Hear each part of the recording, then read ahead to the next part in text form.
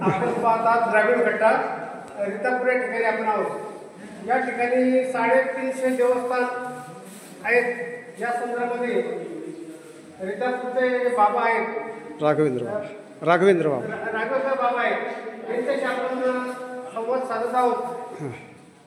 काय एक मिनिट, आपलं नाव बाबा? राघवेंद्र दादा बेडकर, पुजारी सर्वतीर्थ रिद्धपूर।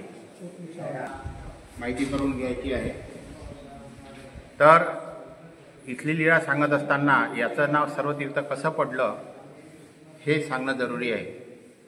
रिद्धपूरला 350 स्थानाची नोंद स्थानपोथीमध्ये आहे, परंतु आज मात्र 350 स्थान उपलब्ध नाहीत, 160च आहेत।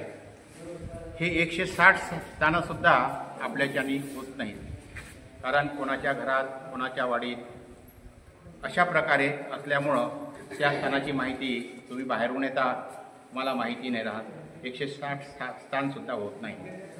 परंतु जेव्हा 350 स्थानं होते तेव्हा इथे एक स्थान होतं भांडेवेदन। या ठिकाणी श्री प्रभू बाबांनी एका रजपुताचा क्रोधरण केला होता। रजपूत क्रोधरण लिहायचं स्थान या ठिकाणी होतं आणि या स्थानाला धरून त्या पंथाचे एक आचार्य होऊन गेले नारोबाज बहाळीये, ते या ठिकाणी राहायचे। ज्यांनी रिद्धपूर वर्णन हा ग्रंथ लिहिला ते या ठिकाणी राहायचे। त्यांनी असा एक संकल्प केला की मी मरेपर्यंत दररोज 350 स्थानाचं दर्शन केल्याशिवाय अन्न उदक घेणार नाही, अशी त्यांनी कठोर तपश्चर्या केली। आणि हा त्यांचा तो संकल्प त्यांच्या तरुणपणामध्ये सिद्धीस नेला त्यांनी, परंतु म्हातारपण आलं आणि एका दिवसामध्ये 350 स्थानं होणं शक्य झालं नाही। मग एका दिवसामध्ये 350 स्थानं होत नसल्यामुळं त्यांना 2 दिवस लागायचे, अर्थात त्यांच्या संकल्पनाप्रमाणे ते 2 दिवस बिना अन्न पाण्याचे राहायचे। असा हा त्यांचा तो नित्यक्रम असल्यामुळं मग 2 दिवसानंतर ते अन्न पाणी घ्यायचे। पुढे चालून म्हातारपण वाढत गेलं आणि त्यांना 3 दिवस 4 दिवस असे लागायला लागले, अर्थात तेवढे दिवस ते बिना अन्न पाण्याचे राहायचे। तो जीव एक श्री प्रभूबाबांच्या कणवेचा जीव होता। दिवस वाढत गेले म्हातारपणामुळं, तेवढे दिवस बिना अन्न पाण्याचे राहायचे।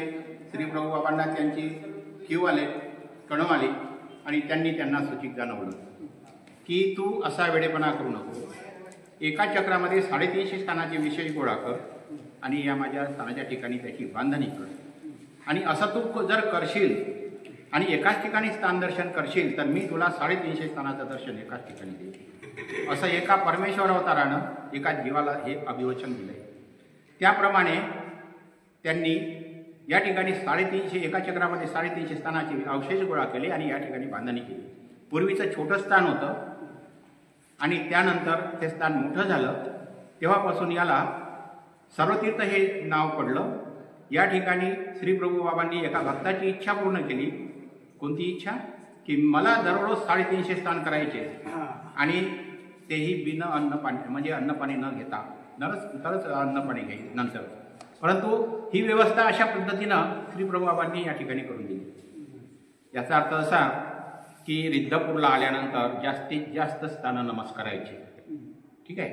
एखाद्या कोपऱ्यातलं एखाद दुसरं सुटलं तर चालेल, पण हे सुटता कामा नाही। याचं कारण असं की या ठिकाणी 160 जे सध्या स्थान आहे ते तर या ठिकाणी आहेतच, परंतु जे 190 नाही ते सुद्धा या ठिकाणी आहेत। याचा अर्थ असा आहे की या ठिकाणी आपण जो काही विडा करू, जे काही आपण आपली भक्ती अर्पण करू, तिचा स्वीकार 350 स्थानांना श्री प्रभू बाबांच्या मनोधर्माप्रमाणे, असं हे महत्वाचं स्थान आहे। भक्तासाठी परमेश्वर हा होईना म्हणून